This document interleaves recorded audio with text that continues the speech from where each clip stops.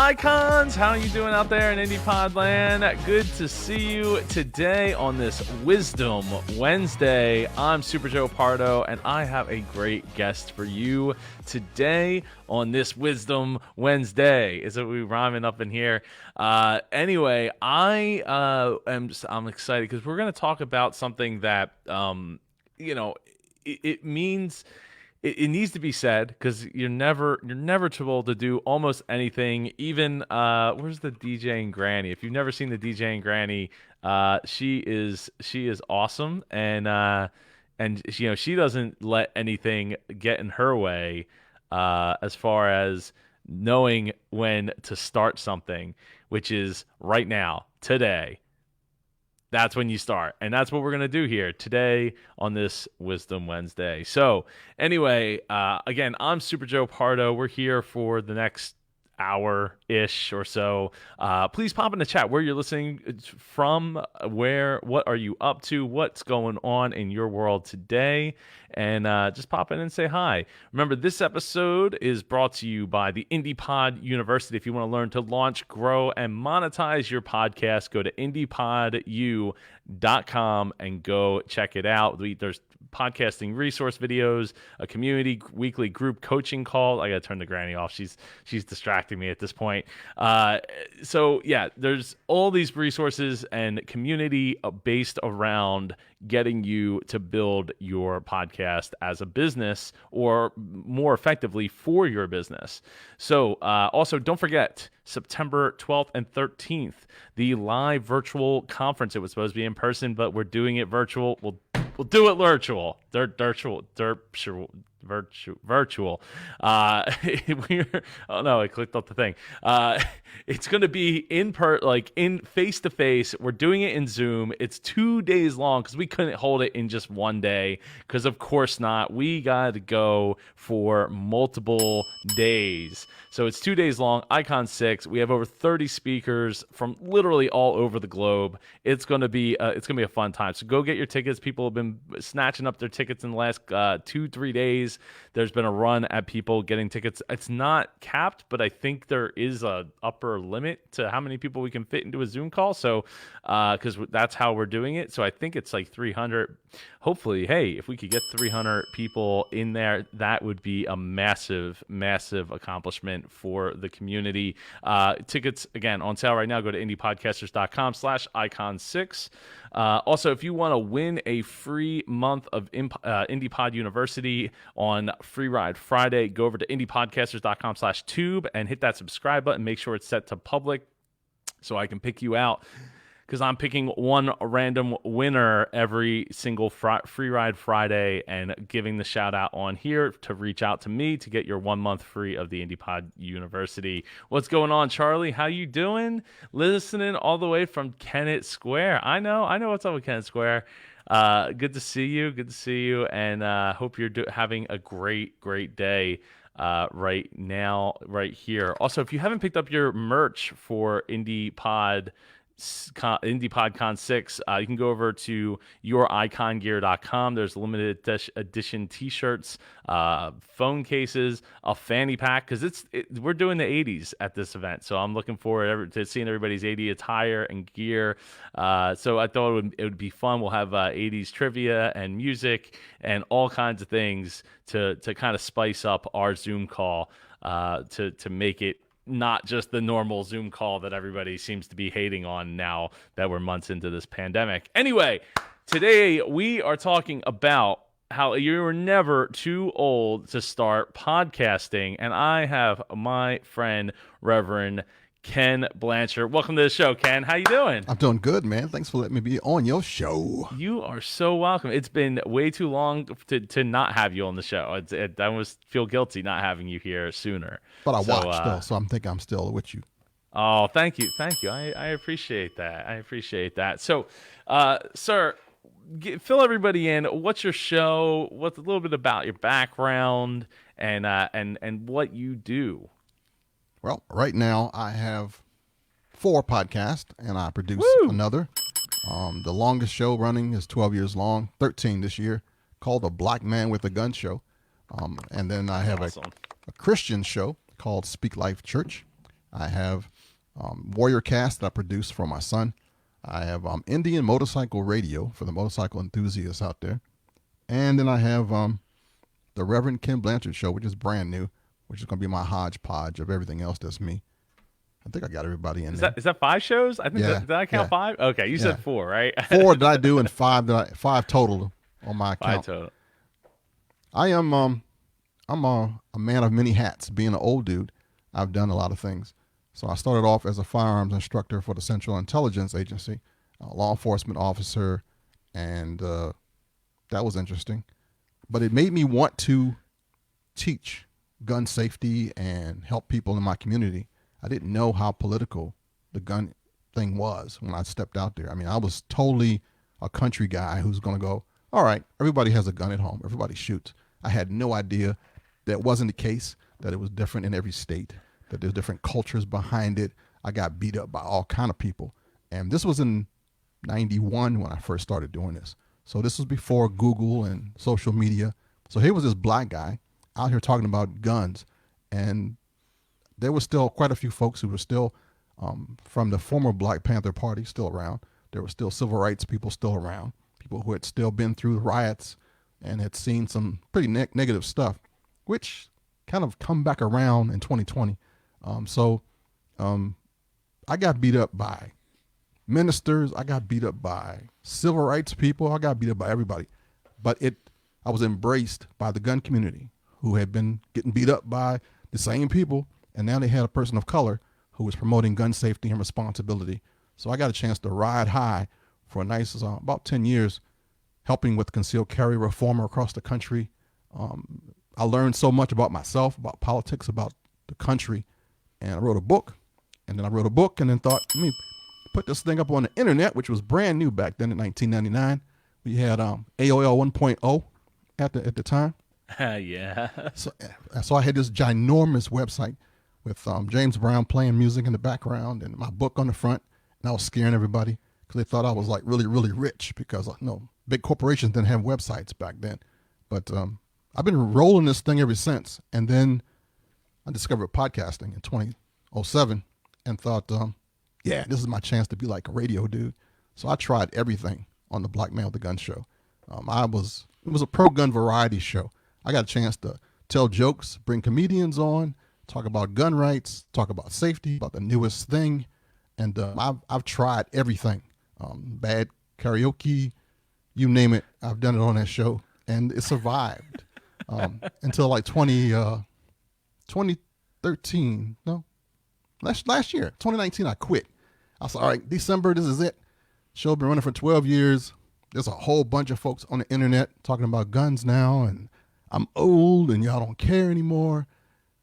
So I stopped for about 5 months, and the result was unreal. I had people from around the country who had grown up with me. So now the Black Man with a Gun is an icon. It's something that you're used to hearing. My bad jokes, my dad jokes, my clean for home jokes. I didn't know all that stuff was a thing. And the new folks were a little bit more abrasive, were a little in your face. My style was like Mr. Rogers with a gun, and they missed it. So I got an overwhelming thing to come back. And I thought, well, I still don't have a range. I still don't, I'm not training anybody anymore. I'm just the dude that believes in unity and community and love and all the stuff of a preacher. Y'all still want me? And they were like, yeah, absolutely, for right now, because 2020 has been a monster. We could use your jokes. We could use your humor, your all that you are. So it's back. So now episode 639, I think, would be coming out this week. Love it. Well, because when you hear about it, it makes sense that you're saying that the people that are doing it now it's a more of abrasive, more I guess what's the word I'm looking for? Like they're leaning one way or the other. They're pushing the envelope, and I'm like, I ain't got to push nothing. I mean, I'm a hippie with a gun. I mean, I'm in love and peace. Just don't make me have to shoot you. That's all. I'm not gonna miss. Yeah, right. Well, that so it is. It's well, like what's polarizing is the word I'm Yes. was looking for. So like everybody feels like they have to be polarizing to go and get the hearts and the minds of people, because it's like, if you're not polarized, you're too in the middle. Well, then I guess you don't lean for anything. And it's like, well, you do. You're leaning for love and liberty and the pursuit of happiness and owning a gun and allowing that gun to be able to enable you to not have anybody come and take that away from you, right? Yeah, you can be totally anti-gun and still like me.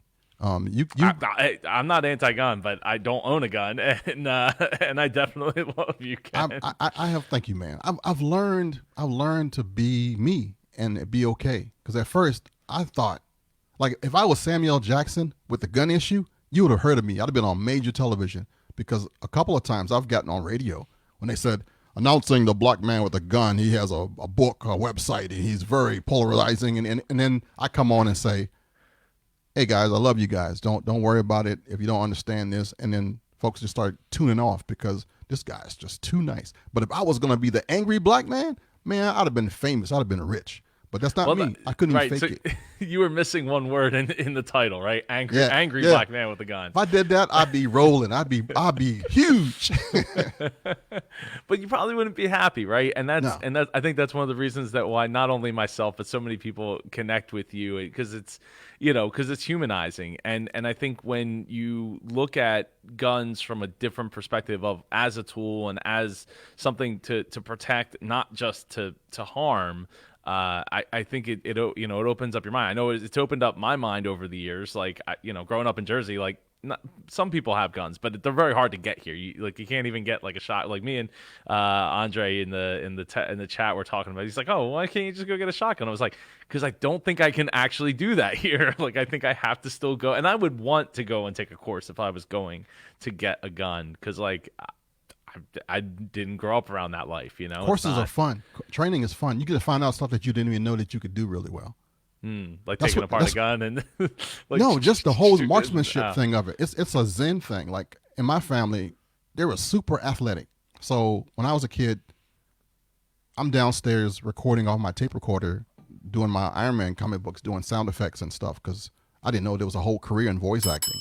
I did not know that. So my dad thought I was strange, but I had all these allergies, so I didn't ever go outside. So my family is super athletic. I mean, my mom even played basketball in high school, and I sucked. I was like the black sheep.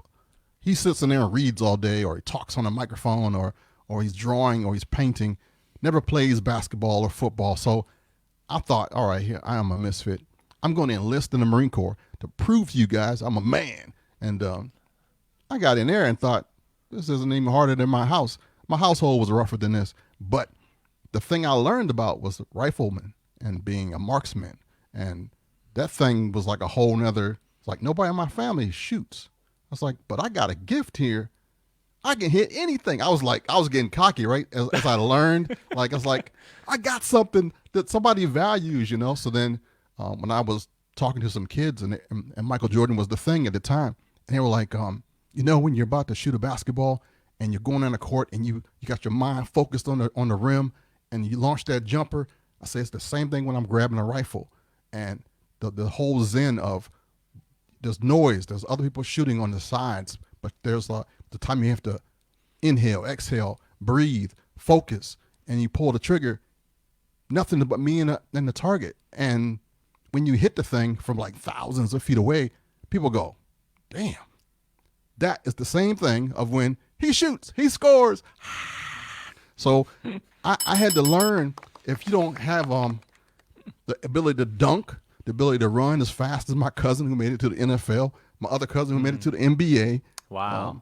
That it's okay. You might be an inner city person that can shoot. So how about we develop that skill, because that's still focus. That still keep you, because you want your grades to be good. You want to let you go to the range. All that stuff matters. And I became that guy. Yeah. Well, as Drew says, thank you for your service, and even Thanks, in buddy. the CIA, did I say CAA? CIA, as well as the as a officer. That's those are big shoes to fill. Bigger shoes than bigger shoes than NBA and NFL stars to make, or starters to make you feel better. But so podcasting, right? And Yeah, so what year was it that you started in 2007? You said you started. 2007. Yep. That's awesome. And obviously, probably nobody around you knew or had ever heard the word podcast before. Now, somebody interviewed me because they knew I had been traveling around doing gun safety stuff in the country. So they said, we want to have this black guy with a gun on our podcast. And I was like, what's a podcast? And then once I was interviewed, I thought, oh, this is what I've been trying to do my whole life. I can be a radio guy in my basement. Too cool. And I went looking for a coach. Who did I find? Dave Jackson. And, The Dave Jackson. Dave Love it. became my Yoda, and I just listened to everything he said and grew with Dave. And that was it right there. I was gone after that. I love Dave. He's great. In fact, speaking of Dave, he will be speaking at Icon 6 live virtual conference happening September 12th to the 13th, right? Yes. Tickets are on sale now, indiepodcasters.com/icon6. Like how I kind of spun all that there. That's what we do when we, are trying to promote things in between. So anyway, I think it's really incredible that you've had this journey that is because of podcasting. Now, how old are you now, and how old were you when you started? Because we're supposed to be talking about never too old, right? Oh yeah, I'm 58 right now. 58. So you were 45 when you started. Mm-hmm. That's, 45 ain't old. 58 ain't even old. So the point being is if you could be DJing Granny as well, as I showed earlier. It doesn't matter how old you are. It matters if you're willing to put in the work, right? Yeah. Now, there's an audience for you. Right, exactly. So what roadblocks did you feel like you ran into when you were just getting started? Like that yeah. The biggest one is tech. You think you don't have enough gear. You don't have the right stuff. You think you need to buy more crap. I had a bad, I forgot the name brand of this thing. It was a bad laptop that had a whole bunch of bootleg programs that died eventually because all the stuff just crumbled it from the inside, all the bad malware and stuff. And I had like a gaming headset that everybody else had. I was in the basement. It was insulated, so it was cold in November when I started, next to the washing machine. I didn't know about insulation. I didn't know about any of that stuff. Right. And my wife my wife has a cleaning machine, so I have to tell her to stop cleaning and let me do this thing. She's like, "Well, who are you talking to?" I said, "I have no idea who I'm talking to." And our whole thing was, "You better not be looking at porn on that thing." I'm like, "Baby, I'm not. I'm talking to somebody." One day people will know what this means. Right now it's just kind of funny, but it's okay. And I became this voice that started to resonate. And my original people were folks just like me. They were veterans, they were law enforcement, they were the misunderstood good guys.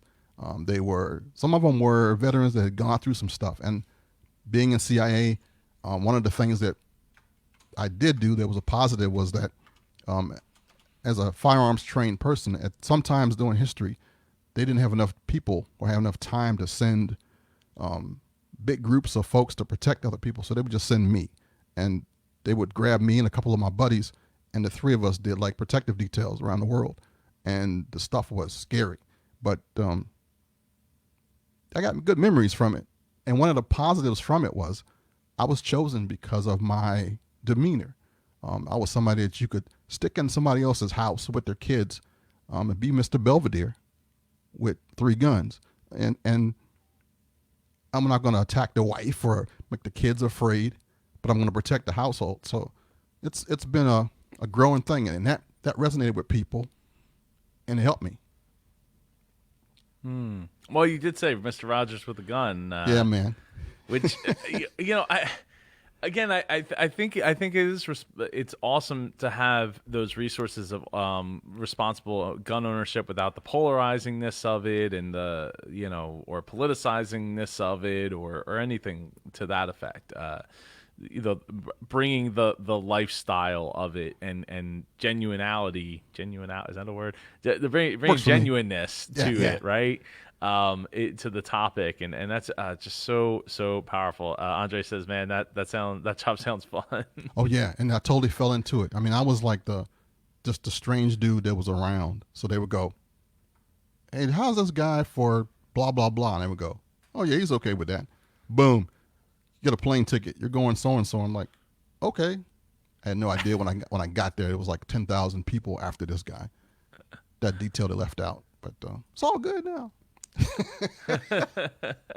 So jumping back on the tech side of things, it's real easy to get wrapped up in all that. And Yes. to this day, your phone can be the best, microphone that you have in the house that enables you to just start podcasting with just literally your phone or the, the ear pods that you Totally. plug into it. I always say if you get your audio to about 70 to 80% quality, your content will carry the rest, and your audience will eventually get so annoyed that they will send you money and get you a microphone because they want to hear It's true. you. I'm ready to do it with one of the podcasts I listen to. I'm like, one of them clearly has a better setup than the other co-host, and I'm like, dude, he needs something better. I'm ready to just send him a microphone and jump on a call and help him out. And I probably might do that actually because I want the stories to sound better. That's You want to win. Yes. I want to be entertained with the story. So, the tech though, and especially as as you get older and you get further away, if you didn't grow up around tech, if you didn't, incorporate yourself and go out of your way to incorporate tech into your life, it's going to be tougher than if you didn't. But like I said, it could be as simple as like your phone, being that piece of equipment that you need to like launch that podcast, launch that, start live streaming and using services that are, you could do it with a Chromebook. Heck, we're on StreamYard. This is right now, we're literally just using a Chrome tab. So I could be doing this on a $200 Chromebook. It might not look the greatest, but at least it's there. And again, if the audio quality is good enough, then people will come along for the ride. When you got started, how did you go about promoting this thing that very few people had ever heard of a podcast in the first place? The first thing I had to do was find my audience. Your audience is your secret sauce to everything. I had to promote it I monogrammed stuff on hats. I made shirts. I had business cards. I tried stickers and decals. I tried giving away CDs with shows on it. That was too much. I tried being on other people's shows. I wrote little posts that I could probably sneak into, where did I put it? I had it on marketplace boards in like supermarkets and stuff. I went to college, put flyers out. Whenever I taught a class, I made sure that they became like my evangelists. I would make sure I interviewed them so they would like be glad to share that they were on somebody's show. Nobody even knew what it was. Because again, it took a while, but the original people, and this is the best part, the folks that you gather that become your core don't stay static either. Say you start today, 58 years old, you think, oh man, you're a geezer. But let me tell you, people in your circle, they got grandkids, they got kids, they got other folks, and they're not going to be little kids forever. So as time went on, some of my very first guests became involved in the gun industry, and they became my sponsors. One guy, we hit it off the first week, and he started this company that made holsters that were both Kydex plastic and leather combined. And it wasn't no big deal, except for back in the day, everybody only had leather holsters. So he had this hybrid looking thing. He was a Christian, so he slapped a cross on it, called it crossbreed holsters. And me and this dude, we used to just cut up because he was in the Navy, I was in the Marines, and we had this rivalry. We would talk junk to each other. And then I said, you know what? I'm going to do a podcast. You can be my first advertisement. He goes, really? And I was like, yeah, just because you're my friend. And he was like, okay, cool. About a month later, he created his company went boom. It blew up. It was like in all the NRA magazines. And I thought, I know this guy. Wow. So I called him up. I said, man, congratulations. You're doing good. He's like, yeah. And I'm going to start sponsoring your show. This is like my second year in podcasting. And now I had this major sponsor. I thought, wow, Who would have knew? So you never know where your friends can go. And all my sponsors have become or part of my listening audience. And because I was so early in this thing, my audience is all the old cats that remember the same funk that I do, they were all the cool kids that were athletes in high school that I wasn't, but they knew the dance music, they knew the songs. They became my core, and they're also well-to-do, educated, part of the whole industry that I'm trying to be in. So even my numbers, when my numbers were small, they were good people. I mean, they were people that were influential people. So I ate real good. They would come in town. Hey man, I'm coming to so and so. You want to go to the Waldorf Astoria? I'm thinking, I drive by there. I never been there. Come on, man, I'll show you a good time. I'm thinking, wow. My wife was like, who are these people? I said, I don't know. I just talked to them. Don't neglect your audience. Your audience, it could be 5 people that are all billionaires. You have no idea, but be good to them, treat them well, and it'll grow.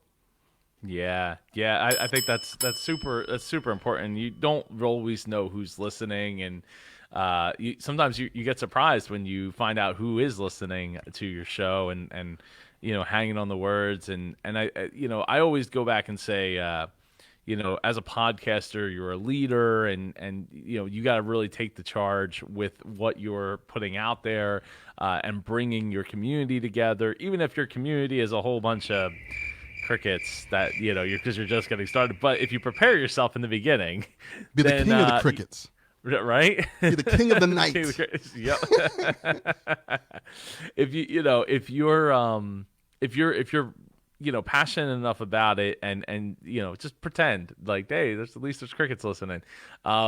You will start to put yourself in that position where once you find out that you actually do have a few listeners other than your mom, and those crickets, it's gonna be so much easier for you to fall into that role because you've already started to put yourself out there in a way that makes it happen. Now, speaking of putting yourself out there, okay,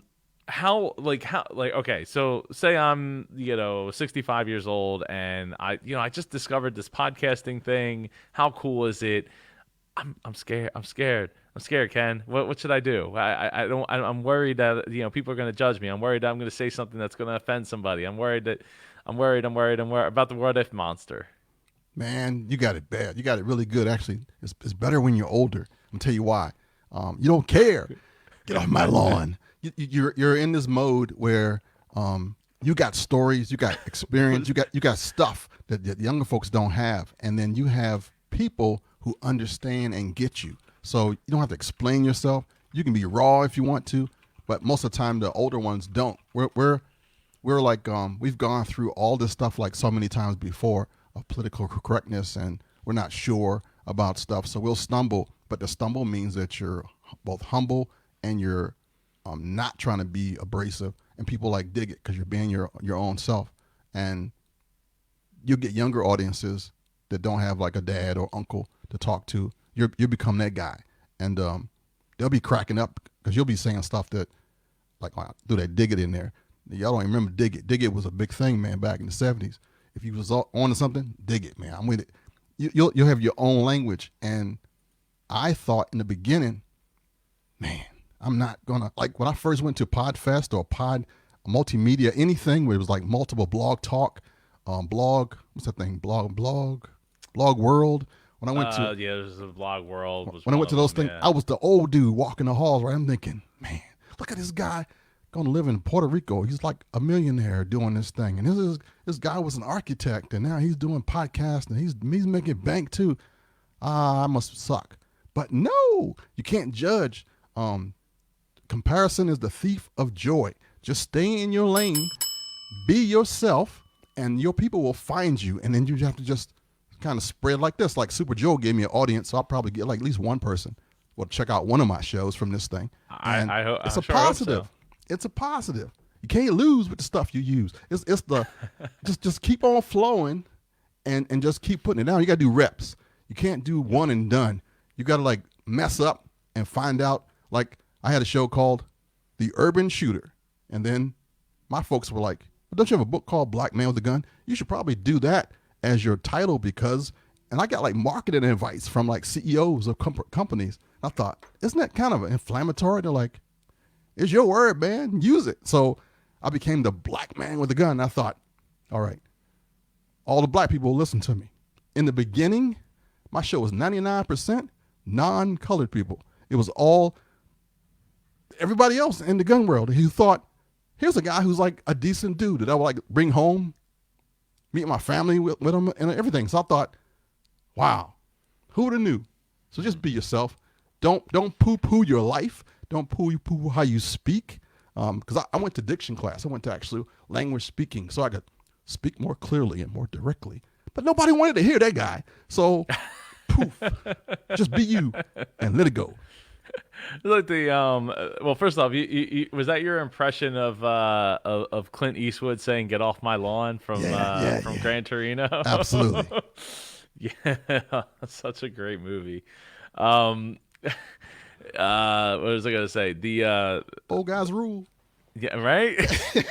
and he's still doing it, right? Yes, like, did you watch was it Pack Mule or yes, the Mule? The Mule, yeah, that was great too. Man, he was 100 on that one.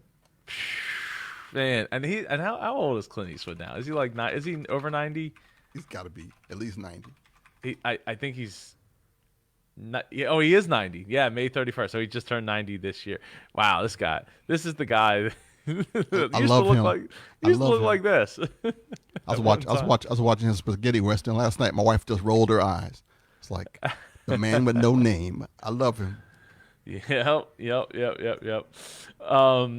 So, what was I gonna say? The other thing is, like we don't always know who our audience is gonna be when we get started, right? Like we think we know because we're like, oh, I'm gonna talk to these certain sets of people, and then it turns out a whole different set of people are turned on to it because they want the insight of what you're bringing to the table.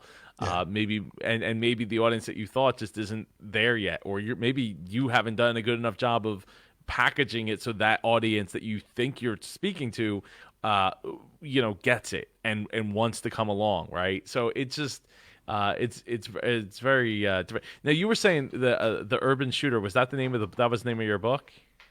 No, that was the name of the first podcast when it first came out. The first podcast. Oh, okay. The Urban Shooter.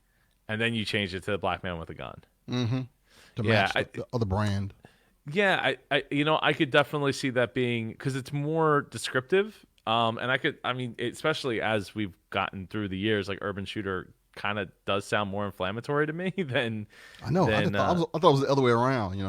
Yeah. Well, I guess because you're specifying a race, right? Mm. So you're saying black man versus urban, which can denote black, but can also denote a lot of other people's backgrounds, race and financial and all that stuff. So, but just shooting guns in urban cities is generally not. It's frowned upon. It's frowned upon. It's looked down upon in the sense of like, why are people? Why are kids getting in the gangs? Why are they shooting at each other? Like, why is all this stuff happening? It's not rural shooter, because rural shooter would be like, oh, you're going out on the farm and like shooting some beer cans or something cool. Like, how about that? That's how I got started with pellet guns and my shotgun from my grandmother. Yeah. I shot some pellet guns. We used to get the cans of soda, right, and we would fill them with water and food coloring. So we would have like four red ones with one green one, and you had to like shoot the alien, or find the alien, or shoot. Or was it? There were like four green ones with like one red one, and you didn't want to kill the humans. So like you would bleed them out until until you just had humans left, hopefully all surviving. But yeah, no. It's fun. It's fun, especially because if you make it so you don't know which one's which when you're getting into it, then you got to remember which one was bleeding the green, which one was bleeding the red. Save the humans. So, yeah. So I think that I think sometimes speaking to that and speaking to name changes, because I've gone through name changes over the years with my show, with Dreamers Podcast, and Dreamers Podcast Business Lessons from Those That Live Their Dreams, to Business with Super Joe Pardo after I won the Business Podcast of the Year award. And then back. Oh, thank you very much. I'll give myself some things for that. Then it went. Then after 2 years of Business with Super Joe Pardo, went back to Dreamers Podcast, and now finally landed on Super Joe Pardo, the Super Joe Pardo Show. And even with this, right? This originally was Mid Atlantic Podcast Conference, changed over to Independent Podcast Conference, and just like the name alone has, increased the amount of people coming into the community. Just like the name of the show, my Super Joe Pardo Show, changing it to that has increased the amount of downloads as well. So it's Who would have knew though when you first started? right. You don't. That's the thing. Is like you don't know, and it might just be something as small as people tuning into the specific words that they want to hear at the time of the name, right? So like Dreamers Podcast, like, oh, that's just a bunch of people like, oh, like we, lovers and dreamers and yeah, kumbaya. And it's like, no, but the Doers Podcast doesn't sound real good either. It doesn't really roll off the tongue real well. So, and believe me, I've took my fair share of flack for that over the years. It's like, well, you can't just be sitting around dreaming all day because you ain't going to get anything done. Like, yeah, but that's not what this is about. And to that point, like, sometimes when you're in it, you need to be willing to kind of let go of a name, because the purpose of what's going, how it's going to grow could be so much more if, literally one word changed, MapCon, Mid-Atlantic Podcast Conference to Independent Podcast Conference, changed everything. We've grown our group, several times over since September, right? We went from 400 some members, like 425 members. We're almost at 1,850 today, almost a year later. So that's a pretty. I don't know what are you doing the percentage? How many times over? He's doing the percentage over. How many times over is that? Oh, I stopped when you caught me. Oh, darn it! I just self-sabotaging. So it's one of those things, like sometimes it just has to make sense to the people that are viewing it. It's not that you're not getting the people seeing it. It's just that they're seeing it and they're saying either I don't know, which generally ends up being no because they can't make a decision, so they don't allow it into their life, or they say yes, but you're going to get a lot less yeses because it's kind of like a lot more of I don't know if this is for me versus one name, one letter change, one word change can all of a sudden make a huge difference where it makes people not say I don't know to say no or say yes. And that's, you want to move the needle on people. So I absolutely, I love the fact that you changed the name, and it makes a lot of sense. I mean, it fits you.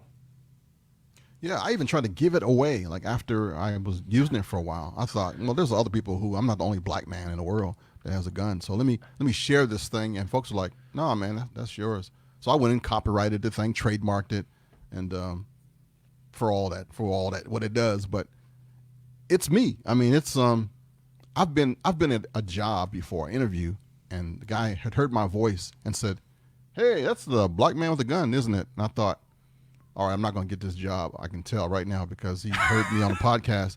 But he was a fan, and it messed me up. I didn't know how to act. I was like afraid. I thought, yeah, I didn't even get this job yet. I'm about to get fired. And this guy was like, no, man, I've been listening to you for like a couple years now. So I thought, wow, okay, I guess that's okay. So it's helping me. It's helped me before. I did clear out a restroom once, though. I was at a, what do you call those things where you stop when you're traveling? The rest stop. Rest stops, yeah. Stopped at the rest stop. I'm in the men's side. We're at the urinal, and this guy yells, "Black man with a gun!" Everybody ran out of there. I mean, it was like it was on fire. And I'm like, dude, not now, not now. With the fan love, I appreciate you, but not now. Oh, that's so awesome. I mean, it's not awesome. I'm glad no cops got called and there wasn't Right. a national TV situation kind of thing going on. But but that's part of Only me. well, yeah, hey, it comes with the territory, I guess. But Yeah, I mean, I guess that's one downside to the name is if people you walk into like a restaurant and people start yelling "Black man with a gun," like it might not end well for you. But Man, but I don't back in the know. back in the day, I had a black pickup truck on the Ford. Had that first little small pickup truck came out. I forgot the Sport Track came out. I bought one, and I had because one of my sponsors was actually one of my NBA basketball loving no my NFL football cousin gave me some money, so he helped me out, and I got my book published, and I put in fluorescent white lettering or reflective lettering blackmanwithagun.com got guns with the website on the back of my tailgate, and cops used to ride behind me and beep the horn and wave, and folks were like, "What are they waving at? They know you're a police officer?" I was like, "No, they probably listened to the show." Folks didn't know that that phrase was not a buzzword to law enforcement. It wasn't a scary thing. It was only scary to those who never shot. It was only scary to those in my church. Like I almost got booted out of 2 churches with that truck, and they were like, "Oh, Reverend Blanchard, what does that mean?" I said, "Well, it's the name of my book. It's the name of a show I do on the internet." And they're like, "Oh, do you have to do that?" And I was like, "You guys are the only one who don't like it. The whole rest of the world was fine with it." And yeah, that's a whole nother story. Well, that's the potential for negative connotation to it, right? But the same thing is like walking into a restaurant and so people start yelling, kind of like yelling fire in a theater, right? Like it's not using the word gun is not good, right? No No, one's going to get upset because it's like, oh, black man with a rubber chicken, not the same. with a a tall latte is not going to get the same reaction. Yeah. But so I don't know.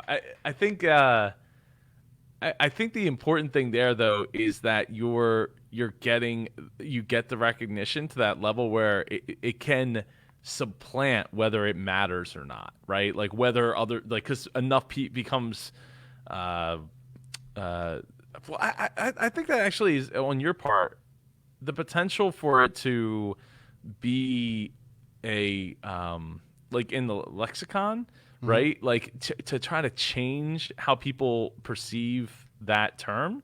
That's the reason Um, why I used it, actually. I wanted it to be so used so often, nobody cared. They wouldn't bat an eye. I didn't know that the world would continue to go the direction it went. But as an older person, know that as soon as people, they don't hear you or they don't see you all the time, but if they see your face or maybe on album art, which I've learned to use more than any abstract, use your mug. I don't care how you look. Let folks know where the voice is coming from, so they yeah, can identify with you, and that will help you as an older person, to have your bona fides. Like, how can this guy tell me how I should live? Well, he's only been married for 28 years, and he's only got like 2 adult kids, and blah blah blah. So he might have some wisdom in there somewhere. He might got gray by, just by hard living, not just because of genetics. So it's some benefits to it. no, absolutely, yeah. So I always tell that to people when I'm looking over their websites and stuff. Like, go to any website. There's going to be a face somewhere on that homepage because they want you to identify with either it's just a human being in general or a specific, gender, race, age bracket. You're not going to go to the retirement site and see 2 young kids walking on the beach, right? You're going to see 2 old people walking on the beach. That's what you're going to see like 90% of the time. To the point it's almost cliched, but the point being is it's still people, and that's we identify with people. People, yeah. Yep. So I definitely, I also think when you're just getting started and looking at starting a podcast, to me, it's always about storytelling and bringing your stories to it are going to make so much of a difference. Because there could be like 4, Black Men with a Gun podcasts, but like they're not going to have your story. They're not going to have you. They're not going to have your voice, your personality, your dad jokes. Like they're probably not going to have all of that. So it's people are going to identify with what they manifest as what they want to be listening to and taking advice from and hearing funny stories from. So I would always put that into perspective that like don't worry about oh, there's already 10 podcasts on this or 20 podcasts on this thing. Like, it doesn't matter. Like, most of them probably aren't of your age and, your background, where you're from, where you've been, and all of that, and your story. So don't be afraid to, like, inject your stories in there and get people to come along for those rides. If you look at Gran Torino, since we're talking about Clint Eastwood, Yeah. that movie had so much stuff in it. Like when you first saw that guy, you saw an old white bigot dude that you thought everybody's gonna hate you, man. You suck. You just go ahead and die. But you didn't know that he had lost his wife, that he was a military hero, that his dog loved him. That he, I mean, it was, as the story is what's the word? Perfectly or perfective as it perfected itself, as it unraveled. You learn how much character this dude had, and that you get with age. That you get. And if you just allow people to learn about you through telling of your story, through speaking, they will feel your heart. And don't be afraid of everything in there. That dude was just raw. I mean, Clint was like the ultimate butthole guy. You thought until by the end, you wanted him to be your neighbor. You wanted that. That's the guy you can go borrow a tool from, but you better bring it back. You learn that half his stuff was an act, that it was like from his generation, and we forget because we don't have that people in our lives. They're gone. A lot of older folks are salty like that, but they were good people. They were folks that you could borrow your tool from, that you could leave your kids with. If there was an emergency situation, you went and knocked on old Walt's door, not the new guy, because you don't know this guy, but Walt's stuff was his lawn, his grass was in the same. It was like a carpet. He cared about his dog. He was always on the porch. He was going to see who brought your packages. Use what you got, and it's not a bad thing. No, I mean, that's literally describing my neighbors across the street. I've lived here since '92, and sadly the Dolores passed away, but Bill is still alive, even dealing with stage 4 cancer. And he's been around. I mean, he's had it for over 2 years now, so he's well outlived his potential expected life expectancy. But yeah, same situation, same thing. The trusted dude.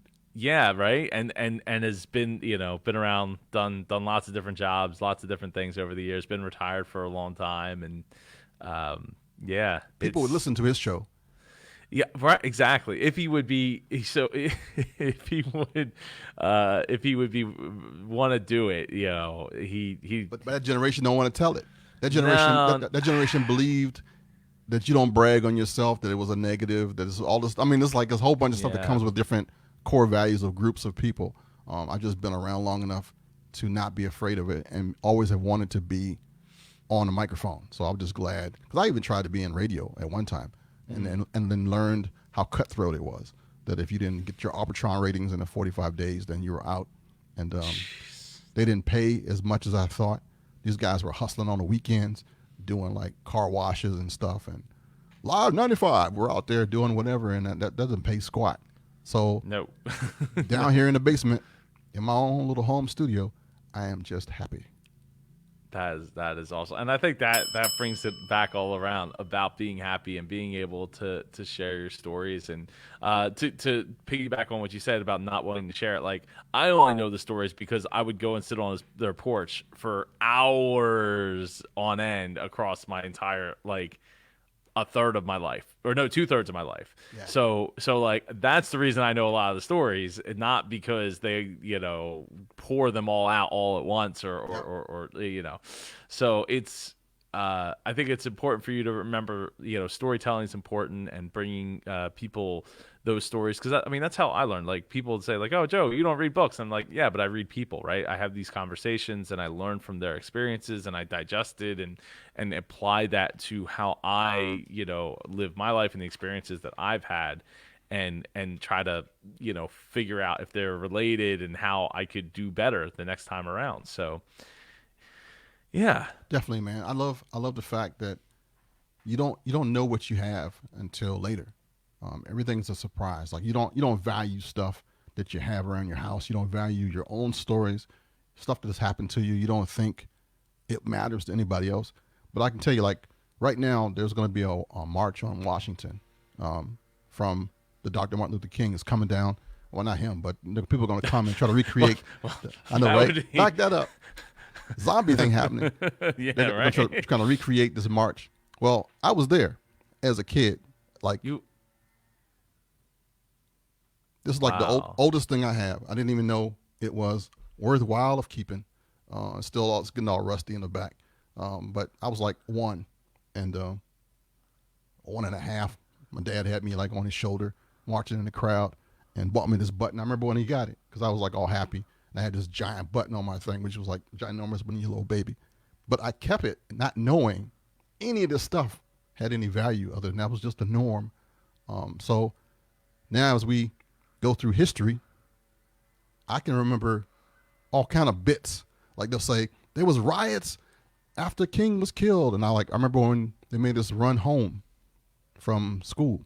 They were like, "There's riots downtown," and I got my little metal lunchbox. I think I had I forgot who my character was on my little metal lunchbox. I'm running down because all the adults were screaming and crying, and the little kid is just freaked out in kindergarten. So I'm just running down the street, my lunchbox running back home because the world was on fire.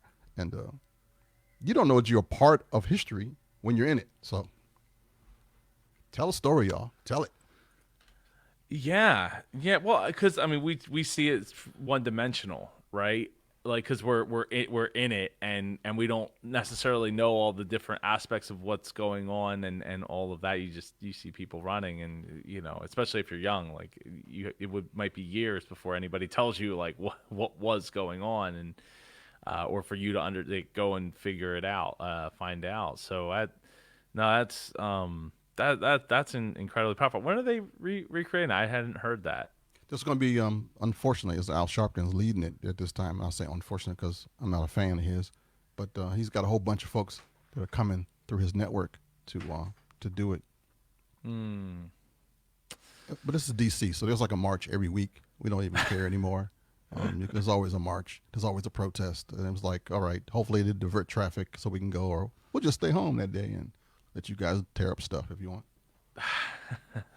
Well, I mean, hopefully it's not being, things aren't being torn up. Protesting is part of our, the Constitution and a fabric of how change can peacefully come about in our country. The right but to free and peaceable assembly. Yes. Peaceful assembly. Peaceful. Yeah, peace, baby, peace. Yeah, right. Not destruction and looting and all that. That's but to a certain extent, it is a reminder to the people in charge that, like, hey, if you don't figure out how to make change, like this is the result. Like this is where we're headed, and it's a glimpse into that because it's not an everyday occurrence, right? Like I remember talking to somebody. We were I forget what country he was from. And we were talking probably like in 2006, 7. We were having lunch, and we were talking about the difference between the country that he, comes from and in America. And I was like, well, in America, we can sit here in this diner and we don't have to worry about like militants coming in and like taking over the diner, right? We don't have to worry about looking out the window and seeing guys with like rocket launchers and AK-47s riding in the back of a truck. Like that's not a thing. I mean, to a certain extent, that's not a thing here in America. Some people want to play that part, but for the most part, that's not what's that's not like a normal occurrence here, right? It's not like going to Egypt. And we might have been talking about Egypt because I think that might have been happening at the time, the coup or the riots and stuff going on in Egypt at the time. And how here is it's different. It's just different here, right? How we do things and how things have law and order and stay somewhat assimilated. Whether or not it's perfect or not it's far from perfect. But the point being is that hearing the stories about like that from where he was from and comparing them to where we are here and how like virtually safe everybody is in the country is that's powerful stories, right? And I think that I'm actually kind of forgetting why why I brought this all up, but the point I think I was trying to make was that your stories are powerful, and I think that what you said about being there for that is, I mean, I'm sure that's had an impact on your entire life once were reminded and you've seen the button and you kept it and all that, and it plays a part in what you're bringing to the table. And as a podcaster, again, going back to stories, like, it's really, really important that you tell those stories and bring other people along for them. So that's one of the reasons why on Tech Tuesday, for anybody that's in the community, like, I've been asking people to tell stories about their microphone. How did they fall in love with their microphone, and where is the relationship going? Like, because I want you to pull those stories out, right? I want you to create stories, and stories, bring people along for the ride. So that is why. So Ken, can you please tell people how they can reach out and get connected with you? Because we are winding down on the amount of time that I have before my next call. So we need to keep it moving here. Man, I appreciate this. Blackmanwithagun.com is one of my websites. Been around a while, and you can find it on the new KenBlanchard.com. That's Ken with 2 N's. I have to share my name with the Dr. Ken H. Blanchard. That's not me. The 1 minute manager guy. I'm the Ken with 2 N's, and you put Ken and gun anywhere, it'll pop right up. Despite that I'm also a minister, that I'm also a whole bunch of other things. So KenBlanchard.com and BlackmanWithAGun.com. I love it. Thank you so much for being here today and sharing these stories, and hopefully we'll inspire somebody that is, feeling like they're over the hill and ready to, be done. They'll share their stories with their podcasting audience, even if they are just crickets to start with, right? If you've enjoyed this episode of the Indie Pod Daily Show, please feel free to share it with the podcaster in your life. Join us over in the group, the Facebook community. Go to indiepodcasters.com/group. Don't forget that Icon 6 is the live virtual conference. It's the next one. It's happening September 12th and 13th. It's 2 days long. It's happening in Zoom. And it's 80s theme. So we'll have, bring your 80s clothes, bring your 80s accessories, your 80s hair, whatever, if you got hair, you should totally do it. But yeah, it's gonna be a lot of fun. We have over 30 speakers from around the globe. There's also merch, limited edition Icon 6 merch. I just actually placed my order today for all the family to get their shirts. So go over to youricongear.com and purchase that, as well as purchasing your ticket at indiepodcasters.com/icon6. And don't forget that if you want to learn how to launch, grow, and monetize your podcast, go over to indiepodu.com and learn all about how we can help you launch, grow, and monetize today. Everybody, I will see you all tomorrow for Training Thursday, where I will have I think Charlie Carnaccio. You want to help me here, Ken? Sounds like Carnaccio to me. Carnaccio. And I will be sitting down to go over his podcasting efforts and see what we can do to help him move the needle faster on a free coaching call for Training Thursday. Everybody, have a great rest of your day, and I will see you all tomorrow. Take care.